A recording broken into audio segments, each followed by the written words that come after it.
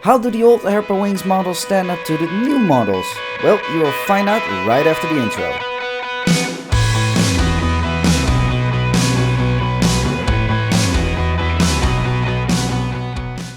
Hi there and welcome to a new review, and today we are taking a look at a Boeing 777-200ER from KLM in their former livery. This aircraft came in here at Review Airport from Hong Kong and will now be towed to the hangar to get a fresh coat of paint in the new KLM livery.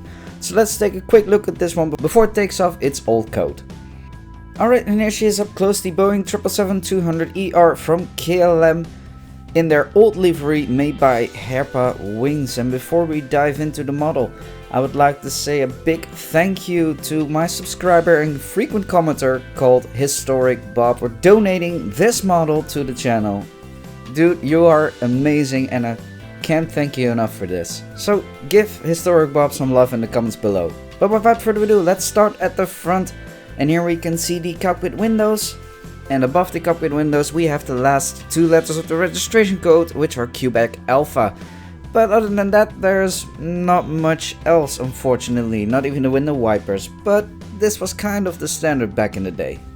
Then when we move on to the side next to the cockpit windows, we can see this is actually quite an old livery, as we have the KLM Northwest collaboration logo. Back in the day, Northwest and KLM were working together quite well. And this was all before you had, for example, SkyTeam, Star Airlines. So before you had that, airlines were working together like this and had this kind of collaborations. Underneath the cheat line we can see the name of the aircraft, which is Albert Plesman, which is actually the founder of KLM back in the day. And then of course further on the fuselage we have the KLM branding, and then again underneath the cheat line we have the name of the company, Royal Dutch Airlines. Then we can move on to the engines. Here we can see the KLM branding. Unfortunately we don't have much else, but we do have the silver leading edge, and when we look into the engines we can see the engine fan blades. And when we take a look at the back side of the engines, it also looks quite decent considering the time period from which this model is, and also the main landing gear actually looks really good if you ask me. Then when we take a look at the wings, or more specifically the top side of the wings, we can see the different flaps, slats, spoilers and ailerons carved out quite nicely, and we have some additional shades of grey for more detailing, which I really like on this aircraft.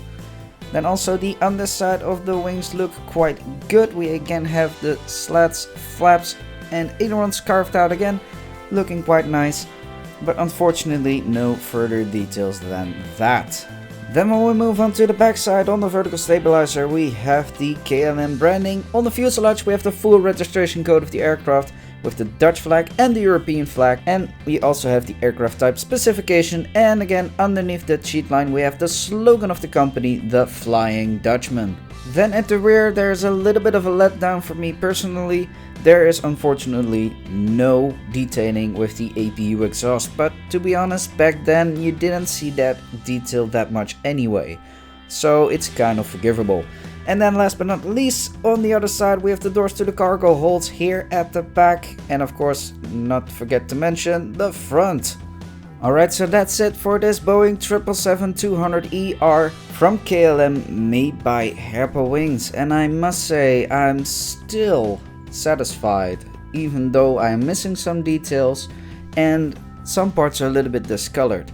But still, I'm very grateful that I have this model and that I got it donated to me. Again, Historic Bob, you're one awesome dude, and again, thank you so much for this. So considering how old this model is, it's actually not bad. Of course, it doesn't really meet up with today's standards, considering details and physical detailing, but still it holds up quite well. So if you're really a KLM fan and like a little bit of older details, for example the KLM Northwest logo or just the older KLM livery, then this might be one to go after. Just keep in mind that the plastic parts, which are the engines and the vertical stabilizer, can be a little bit discolored. So when you buy this model, keep that in mind to check that. Also, one fun detail, take a look at the picture on the box.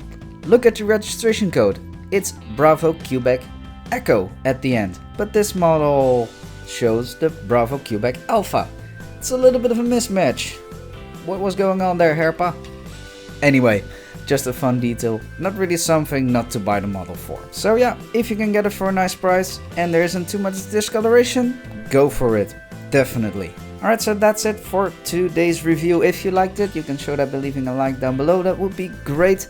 And if you don't want to miss out on any future reviews, you might want to consider subscribing. And if you have any requests for reviews or have any suggestions, you can leave it in the comments and I will see what I can do to honor your request or suggestion.